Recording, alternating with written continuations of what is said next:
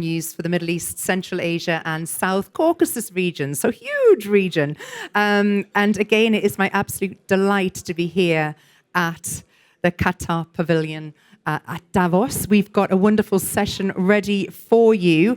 Qatar has quietly built one of the most resilient and internationally connected banking ecosystems in the world, as many of you know and many of you have been part of. So today we will be exploring how Qatar banks are not only supporting domestic growth, but actively shaping new pathways for global capital through innovation, digital transformation, and capital markets leaderships. So without further ado, I'm going to introduce our panelists and give them each the opportunity to tell you very quickly a little bit who they are, what they do, and who they represent. So to my left, Abdullah, Mubarak, over to you. Thank you.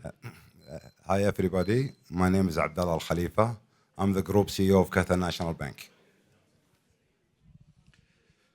Welcome, everyone. My name is Bassel Gamal. I am the Group CEO of Qatar Islamic Bank, QIB. Good morning, everybody. My name is Stephen Moss, and I am the Group CEO of Commercial Bank of Qatar. Welcome, everyone. My name is Abdulrahman bin Fahad Thani. I'm the Group CEO of Doha Bank.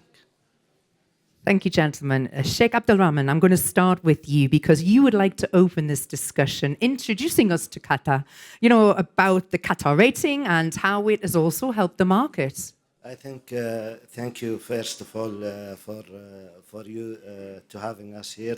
And I would like to thank also the colleagues from other CEO banks.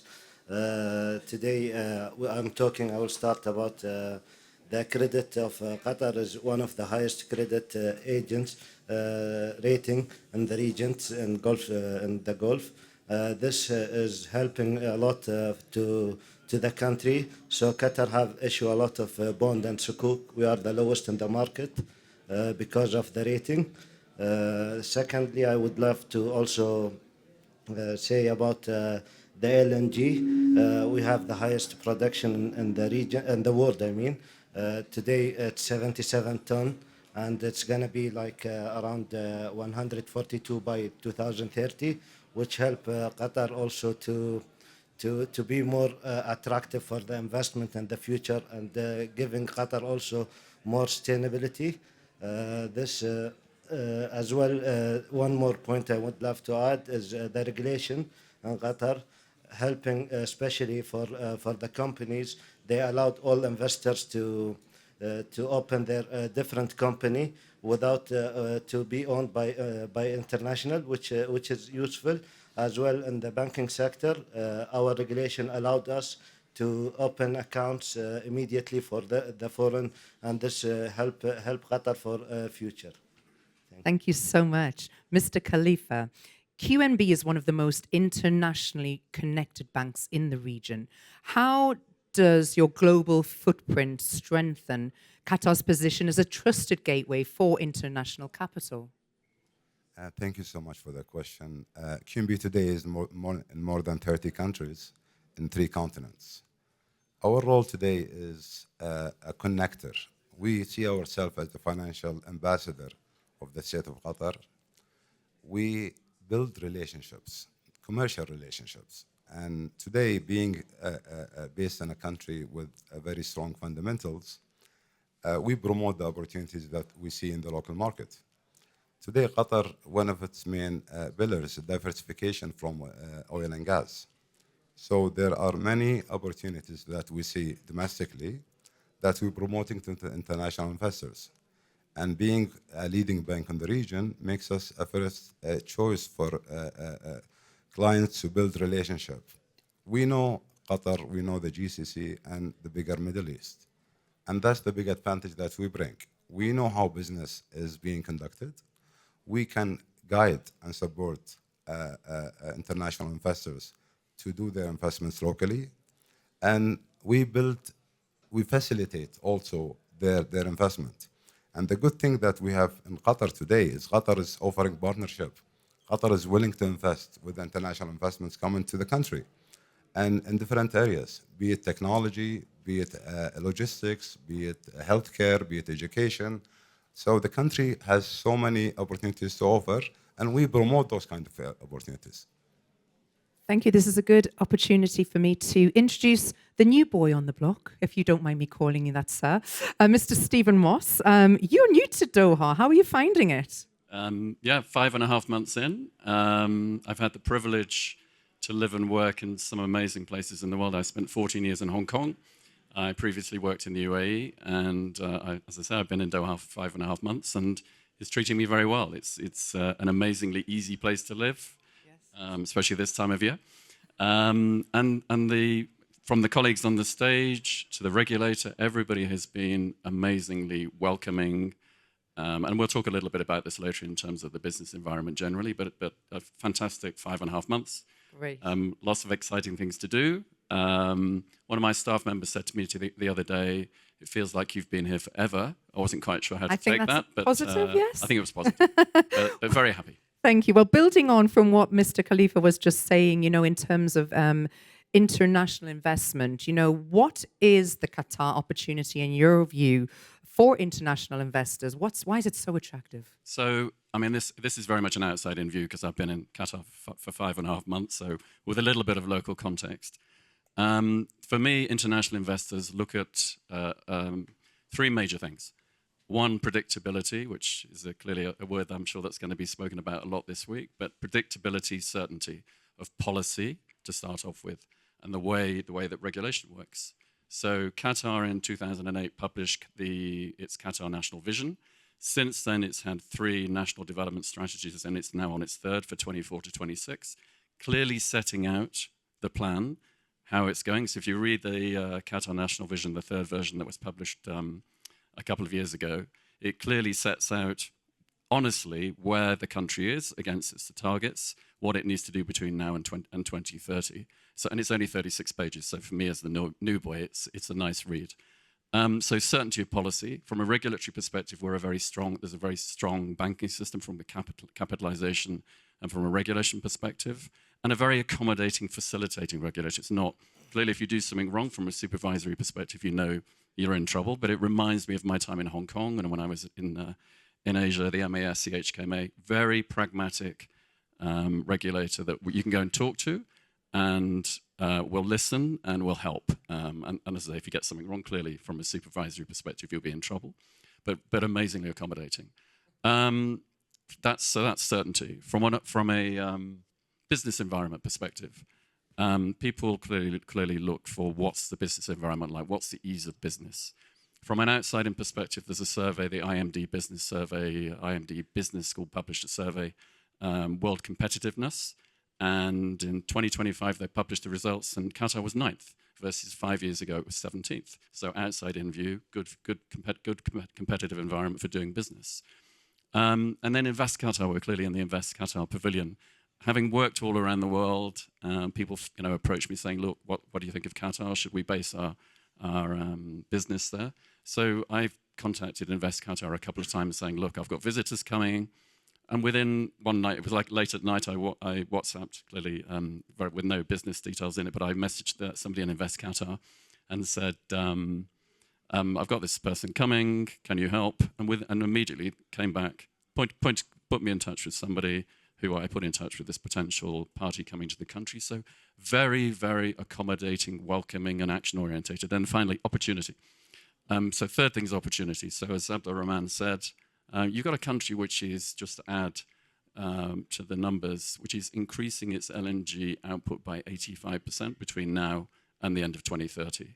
That will make Qatar have a 25% share of LNG globally, just behind the US by 2030. It will mean from a GDP perspective, you've got 2 years, the only GCC country which will have 2 years of increased GDP this year and next year. The World Bank says 5.4, next year 7%. So, a vibrant, growing economy which provides opportunity. That cascades down petrochemicals, other sectors, and then finally nice projects like Smaisma, which you may not have heard of, which is a development, a integrated resort, which is $20 billion project. Similarly, you've got the Saudi-Qatar railway, which was announced recently, which 785 kilometers, built in 6 years, 2 hours. So you've got the opportunity. So as I say, predictability, ease of doing business and the opportunity. And then from a banking perspective, banks at the end of the day are proxies of the economies in which they sit. So from all of our perspective, if you have a vibrant economy which is growing, that's great for the banking system. Thank you, Bassel. I'm going to bring you in here because, and touching on some of the points that have just been made, how do the economic stability, regulatory clarity that we've heard about, and the national planning reduce the risk for investors deploying capital in Qatar? Looking at, first of all, I would like to actually thank Qatar Invest Central Bank for the invitation, your good self for having me. Going back to your question, as Stephen was mentioning, predictability and stability are critical. If we look at Qatar credentials, I think, mashallah, it ticks all the boxes in terms of stability, regulatory framework that is clear, legislative efficiency, as you can see, the establishment of the Court of Investment recently, and I might say actually that 98% of any, I would say, disputes were resolved in the same year in 2025. That gives at least some confidence for investors that there is a legislative system in place to resolve any disputes. In addition to that, we have a strong GDP, a very decent rating, excellent rating. We have stable fiscal surpluses year on year. We have, mashallah, foreign reserves that would cover probably $70 to $72 billion now, which covers almost 24 months of imports versus an average globally of 3 to 6 months. So there is stability, and the business environment sits well with the national vision and the national priorities as well. That is something that would be very appealing to foreign investors, to be able to align their investments and their vision and horizon with the national priorities. I think that ticks the boxes for investors looking to invest in Qatar, in addition to what Abdullah, Stephen, and Sheikh Abdulrahman have mentioned already. I think confidence in doing business is critical, and that's something actually for the banking sector in general, working as an intermediate between investor and business side of things. There is a regulatory clarity. There is actually a dialogue between the regulator and banks. There is always consultation from the regulator with the banks in terms of what kind of regulations and if it would help the business side of things or not. So I think all those factors add value to doing business in Qatar. You mentioned there the kind of stability, the regularity, clarity. In terms of operational resilience, how important is that at every aspect of the business? I think that sits well with the central bank. Look at it this way.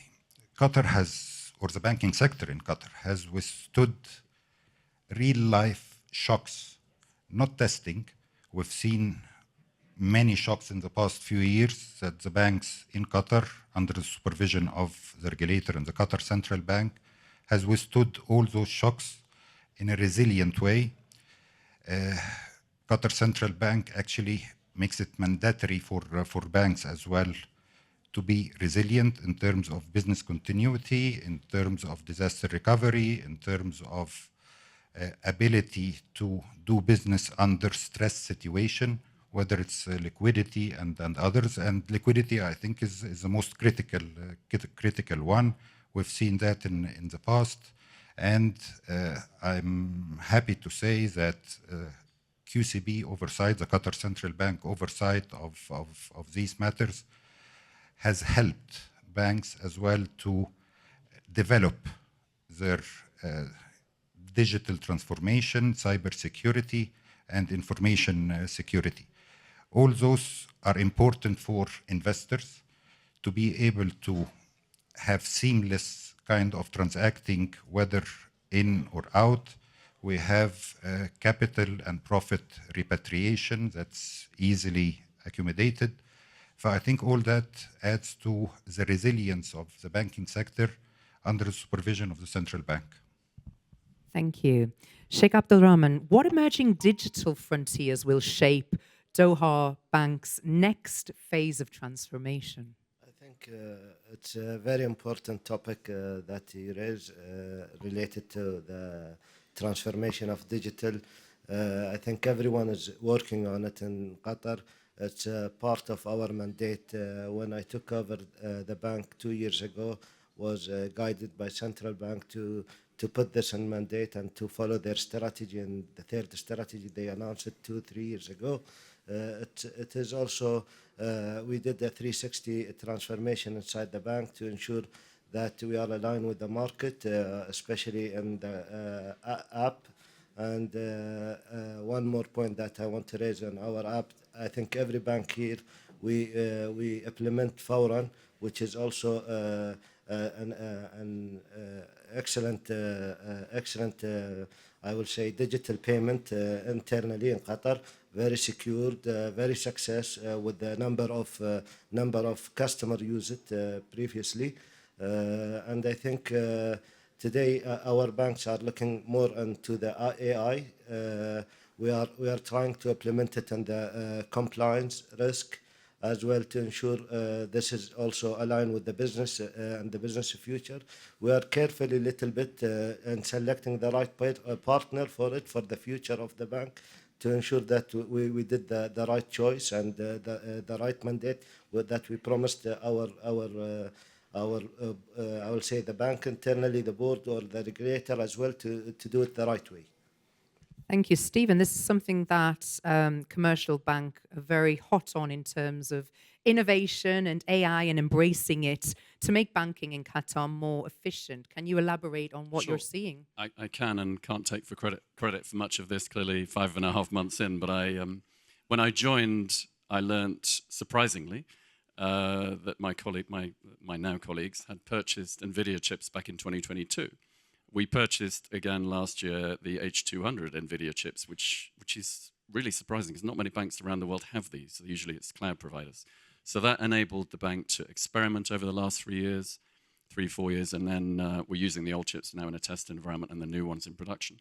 For things like, credit card decisioning, credit card limits, we're using it for document processing. So we have this optical readers, that's basically super high-end scanners that do character recognition, and we've overlaid large language models on the scanners to be able to do for simple document processing, so passports, ID when you open an account, or corporate registration documents. These scanners can read them, process them using the AI very quickly without any human intervention. So the accuracy rate is 99.9%. So time super quick, and efficiency very quick. For non-standard documents, these scanners and the AI on top can process documents in the same time as humans, sorry, to the same efficiency as humans, but clearly much quicker. And then finally, as Abdulrahman said, AI lends itself to, when you have massive amounts of data, transactions, AI lends itself in particular, well to transaction monitoring, anti-money laundering, so checks. You can use neural networks to see if there are any patterns and transactions that you need to screen. So yeah, we're well positioned, and I think the market, there was an AI regulation, AI document that came out from the QCB in 2024, and we will migrate, I think, along with the industry to the cloud. So cloud is coming onshore, like most regulators around the world. You can't take client data offshore. So I'm sure with my colleagues, will be migrating away from our on-premise chips to local cloud providers, which will give us even more compute to do even more exciting things. So, and this is not just us. If you read my colleagues, my peers' annual reports, you'll see lots of references to AI as well. Bassel, I think you're eager to interject here. Yes, actually, I agree with what Stephen was saying. But for banks in general, one of the key, I would say, KPIs in the efficiency ratios are the cost-to-income ratio, for example. Qatar banking sector has an average of between 22 to 25% when the global average is above sometimes 60%, the regional average is above 30+%. That demonstrates the efficiency at the operational level of doing business in Qatar. I will not talk about QIB, and it's way below that.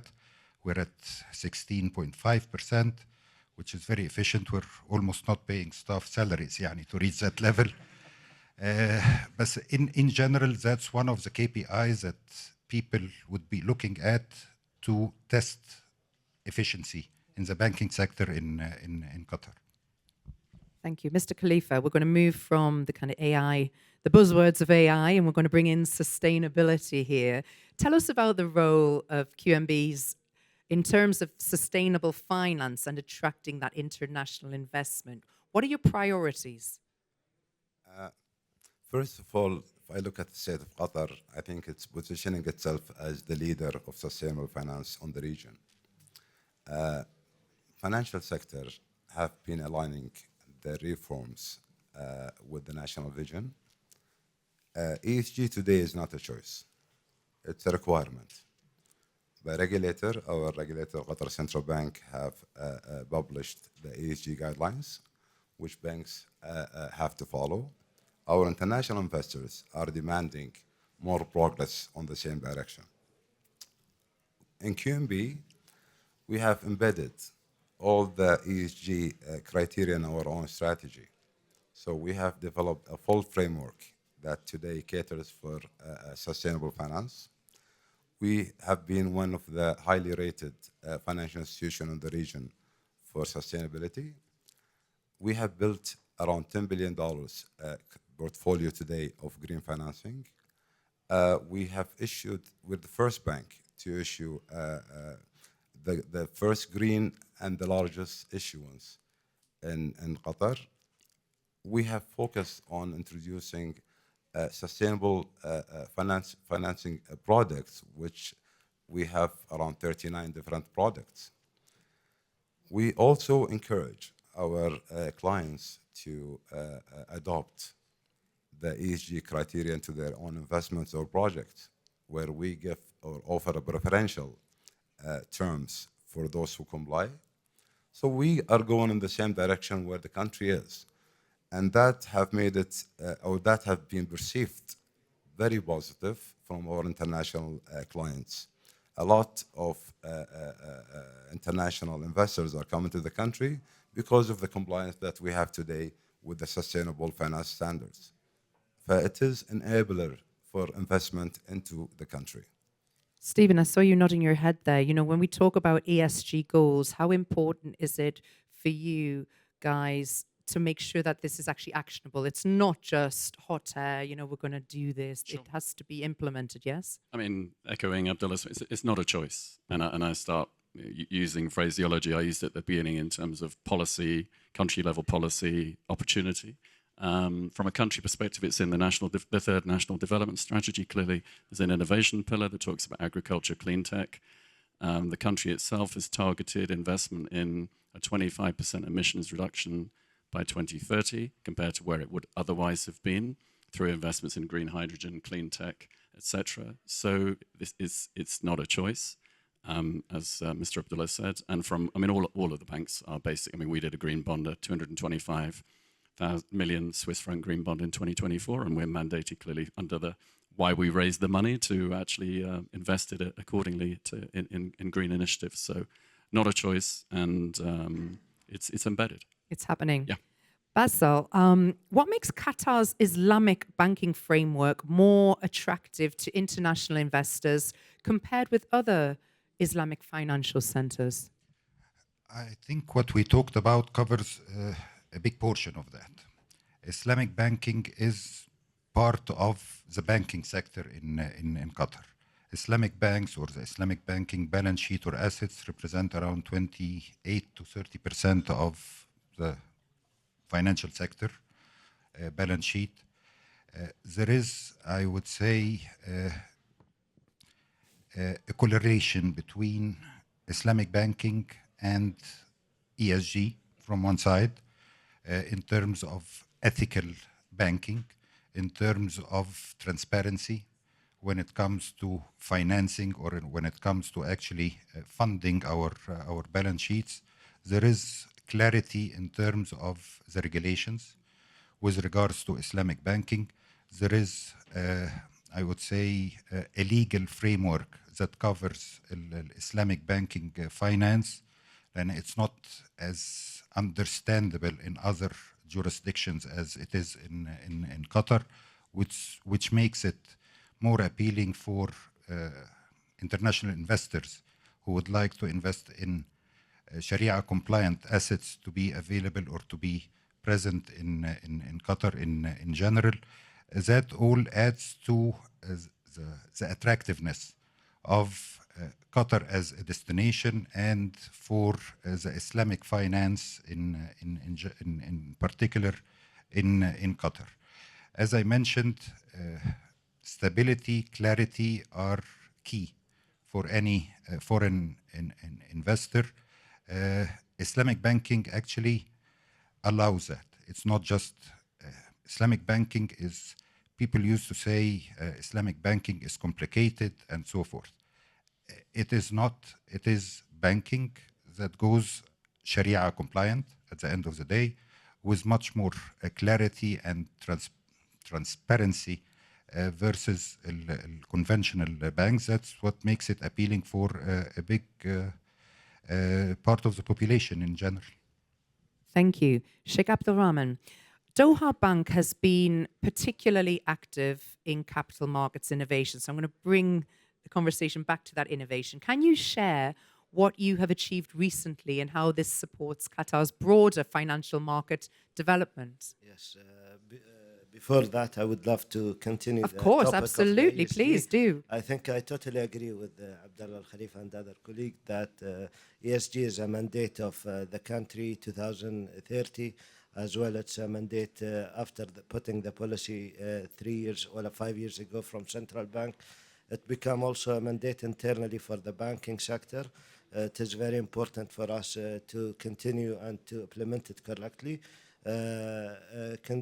Going back to the questions, this also align with the initiatives that came. I will make a small joke that when this central bank was asking the banking sector to issue the bonds or the sukuk, green sukuk or normal by Qatar Riyal, we were like complaining between each other. I wasn't here, to be clear. I wasn't in that conversation, but but I took a permission from Bassel to say it here before. So we were like complaining. It might because by Qatar Riyal in our stock exchange, it was like something new for Qatar. But I'll be very honest. We issued the first green bond in Qatar Riyal, last week. We find out it went oversubscribed by twice, so 500 million Qatar Riyal went to up to 1 billion from foreign investors and local, and this give us like a success story, which we all made a mistake or we thought it's not gonna be success. We will give this credit to central bank who push us to do it, and also today we're thinking to raise this amount because the order become double, and we think it's something that we should continue. And as well, last quarter we were like the first bank or the second maybe after Mr. Abdullah. I think we issued the $100 million $50 bond in digital. So it was something new for us as well. Fantastic. So I'm going to ask the gentlemen all one final question from myself. So I'd like you all to start thinking about some questions from the audience, because we will be putting some microphones out and inviting you to participate in this conversation. That's why we're here. Great to see a full house, by the way. So thank you so much for being here. So my question, I'll start this end. So Mr. Abdullah, from your vantage point, what is the single most advantage Qatar's banking sector offers global investors over other financial hubs? Why do we do it best? I think we value relationship. We have reliability on the financial sector. We believe in a long-term relationship. a relationship that is mutually beneficial and helpful to both sides. So it's a kind of long-term commitment that we have demonstrated before, and we will continue to demonstrate following the steps of the state. We have gone through a number of crises over the last decade or so, and we proved resilience, we proved commitment to our clients. Even in the most difficult times, we did not stop supporting the relationship customers.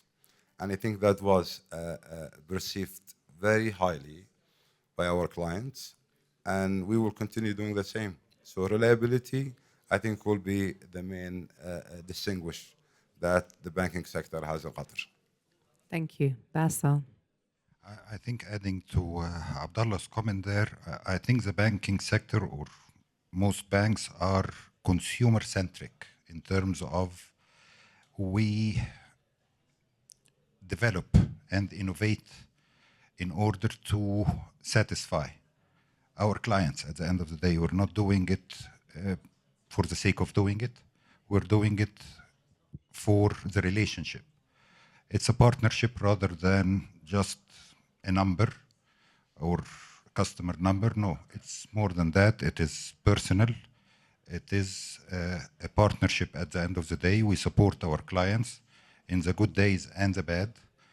And I think that the innovation and the digital transformation that the banks have gone through has enabled it to prove resilient in the hard times as well as the good times.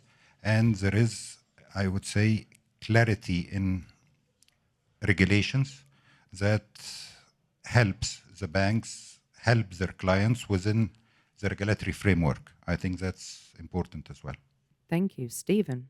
Well, clearly I worked for 33 years in another organization at either head office level, regional level. So it's a real privilege for me to work in a country, single country, in a bank that has a great history and heritage, 51 years, and is very deep in the country. And that, in my first 5.5 months, has shown me exactly what Mr. Abdullah and Bassel has said, great relationships.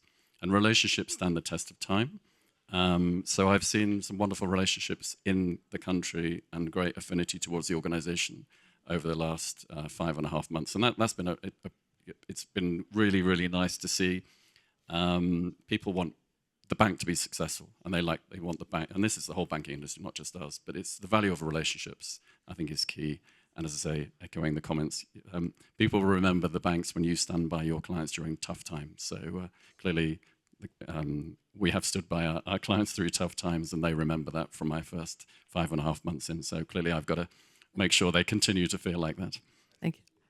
We hope so. We hope so. Abdulrahman. I agree with all of what they said, but also trust, confidence, thinking outside the box, putting more products, giving them better service, continue serving them, and be more initiatives, putting the AI implemented correctly in the bank. This is what the client look for, future bank. Okay. Yes. Just a small addition, taking the advantage of His Excellency the Governor being here. The second pillar on the financial strategy of the central bank is the market development. So it promotes bank to be able to do more, whether domestically or outside Qatar. But thank you so much for all the support.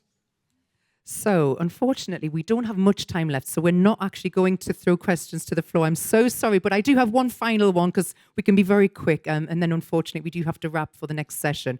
But I would like to ask, again, each of you quickly, if you had a crystal ball and could go back to the beginning of your careers and give yourself one piece of advice, what would that have been? Go into QIB.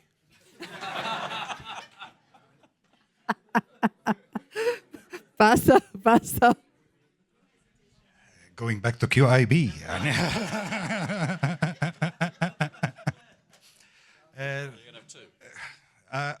I think actually I probably wouldn't do anything different. Yeah, alhamdulillah. Yeah. Really refreshing and nice. Stephen. So it took a long time for me to learn that actually it's a lot easier being yourself.